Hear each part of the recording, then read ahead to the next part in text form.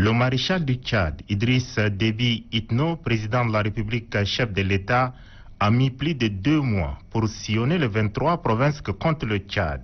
Lors de ces différentes rencontres avec les forces vives de ces provinces visitées, des promesses ont été faites. Elles varient d'une province à une autre. Pour traduire dans les faits ces projets et programmes promis, une structure dénommée comité ad hoc, chargée du suivi de la mise en œuvre des actions impulsées par le chef de l'État dans le cadre de ses visites de travail dans les provinces du Tchad, est mis sur pied. Il est présidé par le secrétaire général adjoint de la présidence de la République, Ahmad Oumar Ahmad. C'est le ministre d'État, ministre secrétaire général de la présidence de la République, Kalzebe Paimi Debe, qui a installé ce 2 mars le dit comité composé de 11 membres.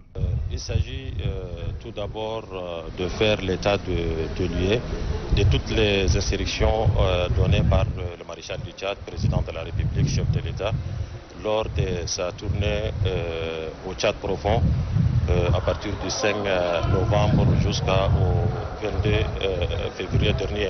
Loin d'être une coordination bureaucratique, des missions de suivi et évaluation des engagements du maréchal du Tchad dans les 23 provinces seront diligentées.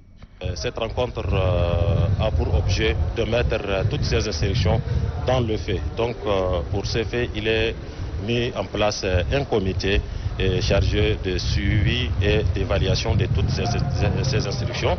Certaines promesses et certaines instructions qui demandent une réalisation sur les champs. Et voilà, nous avons maintenant démarré et commencé avec le ministère concerné, chacun en ce qui le concerne dans son département, pour la mise en œuvre totale de ces instructions.